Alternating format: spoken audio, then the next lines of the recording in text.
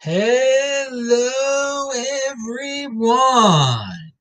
This is Adam Meister, the Bitcoin Meister, the Disrupt Meister. Welcome to the One Bitcoin Show. Today is July the 26th, 2020. Strong hand, buy and hold. This game is not rigged. Bitcoin is the next Bitcoin.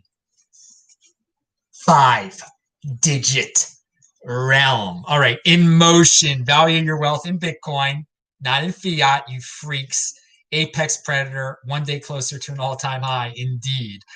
Compete, don't complain. I'm offended by selling. Check out This Week in Bitcoin. Alessandro from Venezuela. Brady was on. And Kyle from Canada. It was wacky. It got out of control. Alessandra is hilarious, man. DisruptMeister.com. Follow me on Twitter, TECHBALT. Please subscribe to the backup channel, link to below. Saturday's Beyond Bitcoin show was a great time talking about current events. Remember, you only get the Saturday Beyond Bitcoin show on the backup channel. The Beyond Bitcoin shows are not on this main Bitcoin Meister channel anymore. You only get them live and taped over there. Played at 2x if you're watching this taped. Where are all the never 10Kers now? The never 5-digit realmers now? They were a growing force, for the last month or so. It'll never get to $10,000. It'll never get to $10,000. So part of the reason it got to $10,000 today, you fiat freaks, or last night, or whenever the heck it actually happened, a return to $10,000, because again, we're just one day closer to an all-time high. It always comes back. It always beats its previous fiat all-time high. You just have to be a long-term thinker. You got to be patient. But a lot of people are buying into this DeFi, Ethereum 2.0 hype. They're similar. They're related. Obviously, if Ethereum can actually pull off the Ethereum 2.0, become proof of stake, that's going to be a big relief, and a lot of people actually think they can do it. And DeFi will run smoother on that version of Ethereum. They're going to be able to move all the DeFi stuff from the original Ethereum to Ethereum 2.0. Okay, yeah, I'll believe it when I see it. But a lot of people already believe it. They don't even know what it's all about, and they're like, this ETH 2.0. Ethereum's going up like 25% in value. Some people are taking their profits. They value their wealth in Bitcoin, so they sell their Ethereum. They don't sell it some people sell it for fiat or Tether or whatever, but a lot of them are selling it for Bitcoin. Okay, they're like, wow, and this DeFi thing's already getting out of control. Zach Vold tweeted about some DeFi coin. I don't even. It starts with a Y. I didn't write it down. I don't even want to talk. I don't want to mention it because I don't want people to make a mistake, and because I mention a DeFi coin that they go and buy it. But it's gone up like by an insane amount. And obviously some people have bailed out on it. And what do they cash in their profits in? They turn it straight into Bitcoin, okay? So I say there are going to be a lot of newbies that are going to hear about this Ethereum 2.0 thing, this DeFi thing. They're not going to understand what it is. And they're going to come, that's going to be their entryway into cryptocurrency. Just like in 2017, a lot of newbies didn't buy Bitcoin first. They somehow got Ethereum and got someone to get them an ICO. I don't know how the heck they did it. I don't know what the heck they were doing. But DeFi is going to be an entryway to some gambler newbies. And that's great. If they eventually end up on Bitcoin because of DeFi and Ethereum, that is awesome. And that is what I foresee happening. I see a lot of new money coming into the space. I mean, it's already starting clearly. And so what if it hits Ethereum first? So what if it hits DeFi nonsense first? It flows into Bitcoin. The OGs, or the gamblers, the speculators, they take advantage of these newbies. The newbies pump up their Ethereum, they pump up the DeFi, and every once in a while, these old dudes, they take their profit in Bitcoin, and it pumps up Bitcoin also. So we're about to get another $1,200 stimulus check. I'm sure some people are going to go to Coinbase and buy Ethereum with it. That's fine. That's fine if they do that. Remember, I already spent my stimulus checks on March the 12th. Okay, I knew we were going to get at least one. So yeah, I spent $10,000 on 2 Bitcoin back then, and now what are those 2 Bitcoin worth? $20,000. You see that's how you do it. People wonder it's so boring. Buy and hold. Yeah, pretty boring, isn't it? Double your money since March the 12th. Anyway, so yeah, what do we have here? So get ready for dudes. Don't freak out on social media when people are just pumping up Ethereum 2.0 and DeFi and they don't even know what the heck they're talking about. Let them do that. Let them create. I'm not into the destruction. Sure, you can tell people, you know what, you should buy the real thing. The real thing's Bitcoin, but you don't have to let it get on your nerves. You can look at it in a positive light, like I do, and say, dude, this is going to help Bitcoin. The noobs will get into Bitcoin eventually, and the people that are taking profits from their speculation in DeFi and 2.0 and ETH 2.0, they're going into Bitcoin because they value their wealth in Bitcoin. A few of them value their wealth in Tether, whatever, dudes. All right, pound that like button. And I will tell you this: speaking of the next $1,200 stimulus check that I already spent. For a lot of people, that'll be the last time that $1,200 is in fiat. It's gonna be if they buy Ethereum with it, it's gonna stay in cryptocurrency. They're never leaving cryptocurrency. All right, 5-digit realm. I want to mention real quick. Caitlin Long has a really awesome thread on Twitter that is better than any article on the subject matter. Banks, United States banks, are going to be allowed to hold cryptocurrency, store cryptocurrency for people eventually. And well, it's been approved. I forgot the name of the group, but OCC.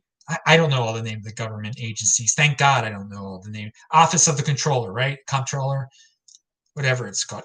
Anyway, she says that the bit licenses will be this pretty much invalidates them or makes them worthless. You're not going to need a bit license anymore. Read the entire thread. She's ready to compete. Okay, she's got Wyoming ready. All right, so she's not complaining that now all banks will be able to be crypto banks. When she was trying to set up her own crypto bank in Wyoming, she's competing. And we're going to get to that. There's an article about that also about her, but I just want you to read her thread because it's very informative, better than the articles about the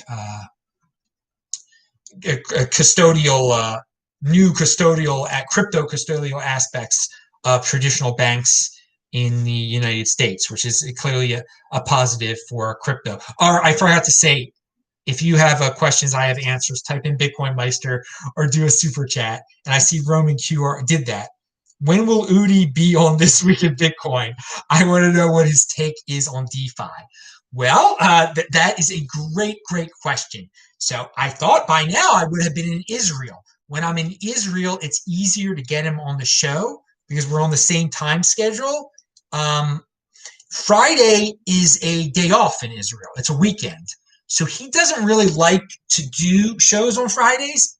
He likes his weekends. He told me this one. He's been on the This Week in Bitcoin show like 2 or 3 times, but it's been a while.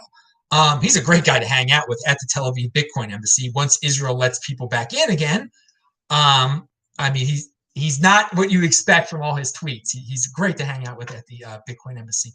But so yeah, he doesn't like follow on Twitter. He's great to follow on Twitter. He's no fan of Ethereum. He thinks DeFi is nonsense. He thinks it's complete nonsense. But I do want him back on the show again.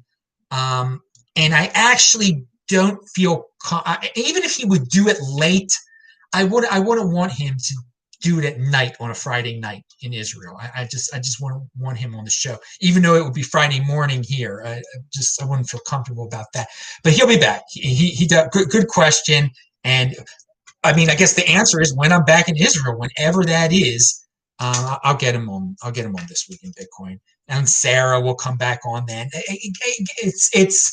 it's a completely different atmosphere there. Because Friday is their weekend. They don't want to they don't want to go on they want to relax. They go to the beach or whatever on a Friday morning. They don't want to a Friday afternoon. They're not ready. They're not going to come on some American show or whatever. Okay, pound that like button for some insider information. And I got to get many on the show. Many of you guys don't even know who he is probably because he's never been on the show before. But he's basically a dude in charge of the Bitcoin embassy in Tel Aviv. Great stuff going on there. It's just a shame the whole world is shut down, basically international travel, and we can't go over there. But hey, time. I'm a long-term thinker. Speaking of different countries, I did want to. Bloomberg had a big article about, and I didn't link to it below, but they had a big article about South Africa and how it's been 80 months that their economy has been terrible. So I mean, what's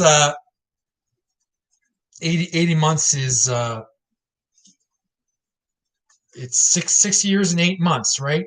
Is that what it is? Yeah, 6 years and 8 months. Yeah, we knew that, okay? And the thing is, I visited South Africa for the first time is April 2015. So that's less than 6 years ago. So they were in economic problems then. And it was a Bitcoin conference. And if you look at that Bitcoin Rand chart, it's the Rand has been inflated away. You should. There have been plenty of opportunities for those dudes to get into Bitcoin over there. It's not getting any better. And that's just now it's a reminder. The worldwide Bloomberg is even writing about how bad the economy is in South Africa. No, I mean, and there are worse economies too, by the way. But there's no excuse for such a country with so many resources, and they're being shut down, major lockdown over there because of the virus. They're overreacting. It's not helping the economy at all. But if you're in South Africa, the way you help yourself is getting the Bitcoin. And you look at that Rand Bitcoin chart, it's impressive on the Bitcoin side. Okay, Bitcoin will get to its all-time high in Rand much sooner than it will get to its all-time high in dollars. Okay, all right, and dude, that once it becomes easy to get your digital dollars, your crypto dollars, whatever, the Rand is going to be like the prime example of a currency that is destroyed. But because all the smart people there, if they find an easy way into the dollar, they will get it. That will further hurt the Rand. But there's not enough people over there have woke up to the Bitcoin yet. But surely more of them will wake up when it becomes easier to get in. They should wake up they should be valuing their wealth in Bitcoin, not in crypto dollars. But that will hurt the Rand. As I've said, it's a third tier currency, and those are the ones that are going to be really ripped apart when this digital dollar thing or crypto dollar thing it gets bigger. And I had a show about that. Nick Carter had a great article about that. All right, now it was funny that Bitcoin dominance has been down lately because of everybody piling into Ethereum. But still, who gives a darn about that? Because they took their profits in freaking Bitcoin. They came back to Bitcoin, and Bitcoin is a pumping right now, isn't it? As this show goes on. So this alt season, I think I wouldn't call it alt season. I would call it DeFi / Ethereum 2.0 season. Okay, not all your nonsense altcoins are going to pump. I mean, Bcash isn't going to pump. We're going to get into that in a second. But Bitcoin dominance will decrease because of Ethereum hype, but Bitcoin will go up in value also. It will be fine. We've been through an Ethereum hype in the past. The flippening, does anybody remember? No one remembers that because most of you weren't around in 2017 when they said Ethereum was going to flip Bitcoin in terms of market cap. And many of you were not around for the ICO thing. Okay, we've been through this before. It goes real crazy, and then it ends, and people regret. and Bitcoin is still there. So CoinDesk has the article about Wyoming-based Avanti, which is Caitlin's bank, to open in October with a new bank-issued digital asset called Avit, A-V-I-T. And they kind of explain what it is, and she's kind of foreshadowed what it is. I'm not exactly sure what this Avit thing is. Hey, in motion, girl. You're in motion. Keep it up. It'll be completely explained eventually, but you're going to hear about this A-V-I-T. All right, that's how you spell it. Now we're going to talk about Barry Silbert. Now I'm not here to put Barry Silbert or Caitlin Long on pedestals, but dudes, they are in motion. Okay, they are definitely in motion, so that's good. And he says SPAC pitches, SPAC pitches, coming my way from every direction. Methinks we're going to have some publicly traded crypto companies this year. So I don't know what SPAC is, SPAC. SPAC is a special purpose acquisition company, something called blank check, sometimes called a blank check company, a shell company that has no operations but plans to go public with the intention of acquiring or merging with a company with the proceeds of the SPAC's initial public offering. So there's a lot of people that are contacting Barry that are into this SPAC thing. All right. Now he's not naming names, but if you're into this SPAC thing and you're contacting Barry, you're into crypto. So you're clearly intending to take some crypto related companies public. And he says that the pitches are coming from every direction. So yeah, I wouldn't be shocked. Maybe it's going to be Coinbase. Maybe it's going to be some company we don't even know about that's going to be publicly traded by the end of this year. So for everybody crying about 2020 being the end of the world, and there are plenty of people crying about that, there are people that are in motion like Caitlin Long, Barry Silbert, Adam Meister, that are doing things, that are innovating, and that are telling you this is the freaking golden age. Now you could be left behind and cry and worry about the end of the world and do nothing. Or you can buy Bitcoin. All right. Like that March the 12th. A lot of people were crying that it was the end of the world. What did I do? I bought Bitcoin. And so the bottom line is, as I've said, for all the Coinbase haters out there, Coinbase going public is great for the space. Any Bitcoin company based in the United States going public on a US based exchange is great for the space. Will bring more people into it. Maybe it's all going to come together at once. All this ETH 2.0 hype, DeFi hype, crypto companies going public, Bitcoin, all coming together. And wow, it would be so fun if it all came together in 2021, which is 210,000 blocks since 2017. The 210,000 block theory would remain intact, wouldn't it? Yeah, it'll be good. And just like the same. Just like when I remember it well, when 2017 started, Bitcoin hit $1,000. And from there, woo! And it was right after the 2016 halving, 6 months after the 2016 halving or whatever it was. And so 6 months after this halving, it'll be 2021. It's as if, this 210,000 block theory has something to it. It's as if, you just got to keep a simple 4-year freaking plan or 46-month plan, whatever you want to call it. Because that's what really it is. 210,000 blocks is about 46 months, which is a little less than 4 years. You just keep that conviction. You realize it's a big roller coaster, and then you're really happy when it comes. So there's a lot of good things being talked about right now. Just let's wait and see. Wait and see. There is a day, there's a tomorrow, and there's a day after tomorrow. And if you're a positive person, you're freaking pumped about it. Pound that like button. You got the Meister energy, right? You got the Alessandro energy. He had a lot of energy this week in Bitcoin. Check it out. TechBalt.com. Your demand is your heroism.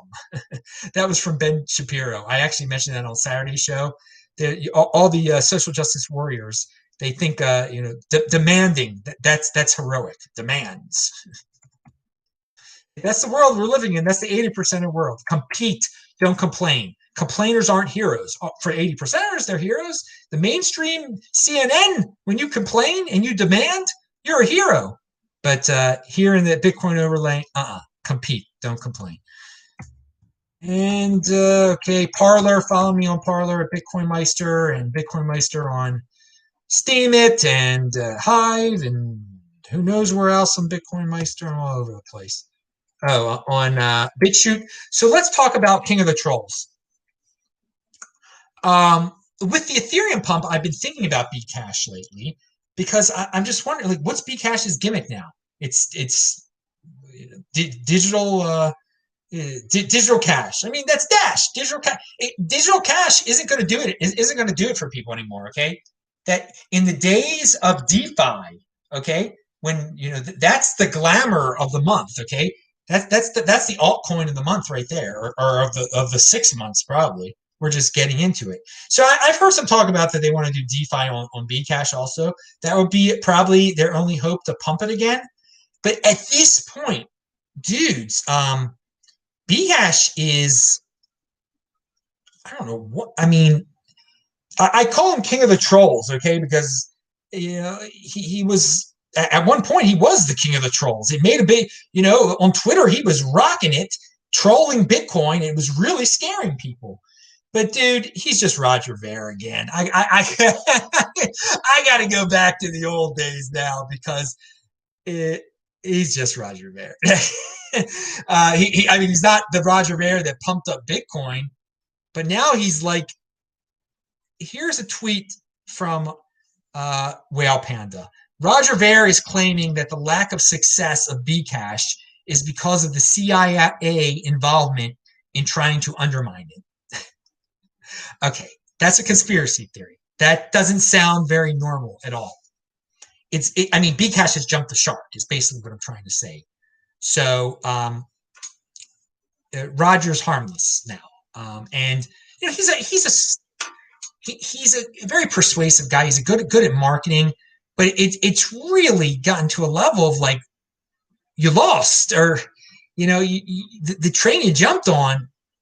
You've had. I mean, I'm going to read you his Reddit thread that's being referred to here by Whale Panda, and this is words of Roger.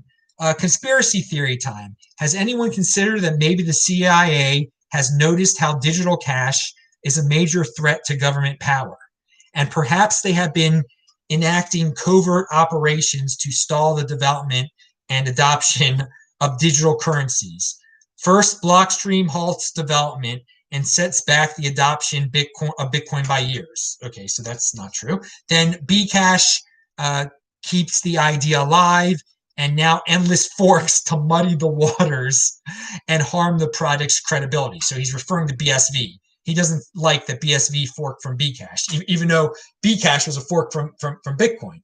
Get those crypto dividends, baby. You sell them. Who cares who does them? I mean, it was an unfriendly fork. Obviously, Bcash was an unfriendly fork, and now it's turned into this, 2% of Bitcoin or whatever it is. Do you really think the government would sit back and do nothing while facing the biggest existential threat they have ever come up against? Yeah. If it sounds crazy, just look up some of the, can't use the word, it's the S word, the CIA has done in the past, and you might be surprised. Okay, so that's insanity there. What that whole thing is insane. And I don't think he is insane. So I don't know what he, I mean, it sounds like the Shemitah guy. This sounds like what the Shemitah guy used to post. And not that Roger didn't go to the Shemitah guy's event, but there's a few things I want to point out there. Tether exists. Tether is digital cash. So, I mean, the CIA didn't stop Tether. I mean, the complete answer to this nonsense is just Tether. Tether exists. And what are they going to do with the existential threat of cryptocurrency? They're creating their own freaking cryptocurrencies, dude. They're going to have their own Fed coin, okay? They don't need to do covert operations. The CIA doesn't have to undermine Bcash. Let me tell you what I think the CIA thinks about Bcash. They don't care at all about Bcash. You really think? All right. So I just wanted to share that there. I'm not really into and what I gathered. I read some more of the thread. it appears that Bcash might split again. They might have a fork. Okay, that's what happens. So, I have no, let him keep on doing what he's doing over there. Compete, don't complain. Let Bcash compete with Bitcoin. But man, that it's jumped the shark. It's I don't know what, and if they split again, I mean, they only have so many developers. But good luck to Roger, and good luck to everybody. And Roger's been correct about the current events, about the plague and everything. I agree with him about the plague, and all these people jumped on his case just because he's a Bcasher. They couldn't agree with him about the plague, but he was right about the plague. Okay, moving on. That's the thing of life, people. Sometimes people you don't agree with on some things, they're going to be right on other things, and you can't deny when they're right on certain things just because you disagree with them on another thing. And so there was an article on CoinDesk about a Senate hearing, and at the Senate hearing, speaking of digital dollars, some senator or congressman brought up that we can't let China get ahead in terms of the Fed coin race. It's a national security threat or something like that. So that will be used as an excuse, and I think that's great. Say you're scared of China getting ahead, so we're gonna. And if you take that to the next level, okay, we're scared that China is gonna have a better Fed coin than us, so we're gonna do a Fed coin. Well, then the next logical step, at least for me, is like, well, we don't want the innovation. We don't want cryptocurrency innovation going on in China. We don't want them to win that. We don't want them to win the cryptocurrency Cold War. So let's be lax on the cryptocurrency innovation in the United States by private individuals. Let the private individuals go wild and kick some communist tuchlis. Okay. So maybe that's a good sign. I look at it as a good sign. If you tell your representative, well, we don't want China to beat us. We don't want China. Use that, and because that's there's no elected official that wants to be painted in a corner. Like, I don't want to be the one that says China, because China is not looked upon very highly right now because of all this plague and stuff. I got to tell you. So just frame it that way. Well, we don't want China. Don't let them beat the. Again, we're individuals here, okay? So as individuals, you can set yourself up great with Bitcoin, no matter what government regulation there is or there isn't, or what Fed coin there is or there isn't. But talk some government speak with your government representatives. There you go. I just translated it to their language. Okay, 2 more in motion things, and then we're out of here. Titan Boss said Shabbat Shalom. Okay, yeah, we said that at the end of Friday's show because that was before Shabbat started. We're way after Shabbat now, but it's always nice to think about Shabbat. Kakra Ditome said he was around in 2017. Yeah, he was actually. Dude, you've been leaving comments here for a while. And all right. So, and this week actually we got a Jewish holiday. It's called Tisha B'Av. Starts on Wednesday night. We got to start fasting on Wednesday night until Thursday night. So it's a sad Jewish holiday. So who knows how I'm going to configure all that. But and so finally, that was a little beyond Bitcoin moment there. Watch that show on the backup channel. Subscribe there every Saturday. And it's simply linked to below. It says Saturday show. Click on that now, people. Okay, so in motion, there's a site or a Twitter feed called BTC Street Art. BTC Street Art. Yeah, economic supremacy. Say you want the United States to have economic supremacy over China, so let cryptocurrencies run wild here. Now, so yeah, BTC Street Art. This guy catalogs all these stickers that are all over the world. These Bitcoin stickers that maybe he puts in places, or they're in Germany, they're in other places in Europe. I saw some in Tel Aviv. It's great. That's the way you do your street marketing. All right, you just put stickers everywhere. So he took pictures. He's got this feed shows you pictures all over the world of stickers in random places. So it's fun. And finally, Plan B of the stock to flow model. Who's happy right now? I'm sure.